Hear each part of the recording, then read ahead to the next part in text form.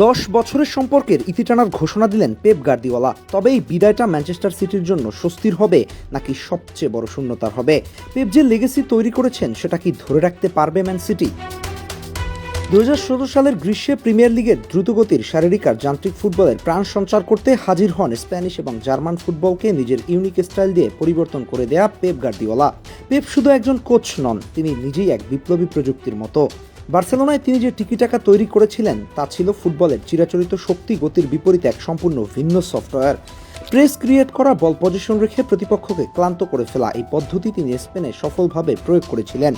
তারপর বায়ার্ন মিউনিকে গিয়ে জার্মানির প্রচণ্ড চাপ দেয় ফুটবলের সঙ্গে মিশিয়ে দেন নিজের পাসিং নেটওয়ার্কের দর্শন। সেখানেও তিনি বুন্দেসলিগার মানচিত্র পাল্টে দিয়ে আসেন। কিন্তু 2016-তে ইংল্যান্ডে ছিল একেবারে আলাদা এক চ্যালেঞ্জ। এখানকার ফুটবল মানেই গতি, ক্ষমতার বক্সে ক্রস। বেশিরভাগ কোচের মূল অস্ত্র ছিল লম্বা বল আর শারীরিক শক্তি। বিশেষজ্ঞরা বলেছিলেন পেপের স্টাইল এখানে টিকবে না।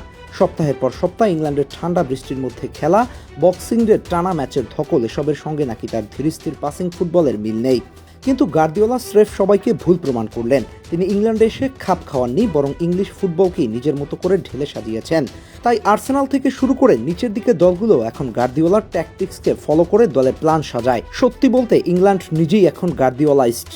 এই নয়, বছরের সংখ্যার বিচারও সাফল্য ছাড়িয়ে গেছে সব সীমা। 20টি শিরোপার মধ্যে 6টি প্রিমিয়ার লিগ, 4টি টানা, যা ইংল্যান্ডের ইতিহাস আর কেউই পারেনি।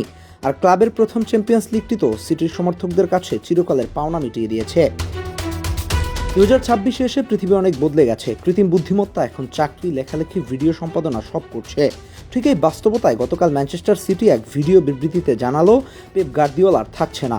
55 বছর বয়সী এই কোচ নিজের কণ্ঠে বললেন, আমার মন থেকেই জেনে ফেলেছি যাওয়ার এটাই সঠিক সময়। এখন বড় প্রশ্ন, এই বিদায় কি সিটির জন্য ভালো নাকি খারাপ? উত্তরটা সোজা নয়। ভালো দিক বিবেচনায় বলা যায়, গার্দিওলা যে সাইকেল চালাচ্ছিলেন তার চাকা একসময় থামতই, তাই সম্ভবত সঠিক সময়ে তিনি ক্লাব ছাড়ার ঘোষণা দিয়েছেন। খারাপ দিকটাও ঠিক ততটাই বড়। গার্দিওলা সিটিতে যে দর্শন গেঁথে গিয়েছে তা ততটাই গভীর যে সিটি থেকে বেরিয়ে আসা সহজ নয়। পুরো ক্লাবের ট্রান্সফার নীতি, একাডেমি, টেকনিক্যাল স্ট্রাকচার সবই গার্দিওলার প্রয়োজন মাথায় রেখে তৈরি। হুট করে কেউ সেটিকে ভেঙে নতুন করে কিছু দাঁড় করাতে গেলে বড় সময় লাগবে, আর প্রিমিয়ার লিগে সেই সময় দেওয়ার ধৈর্য কারোরই নেই। তাছাড়া ক্লাবের বিরুদ্ধে আর্থিক ফেয়ার প্লে লঙ্ঘনের অভিযোগগুলো এখন সম্পূর্ণ মিটেনি। এক কিংবদন্তি কোচ ছেড়ে যাওয়ার পর এই আইনি লড়াই সামলানো কঠিন হবে। খেলার মাঠে এখনও গল্পের শেষ হয়নি। গত শনিবার এফএ কাপ জিতেছে সিটি, কিন্তু গত মঙ্গলবার বোর্নমাউথের বিপক্ষে 1-1 গোলে ড্র করায় প্রিমিয়ার লিগের শিরোপা শেষ পর্যন্ত হাতছাড়া হয়েছে।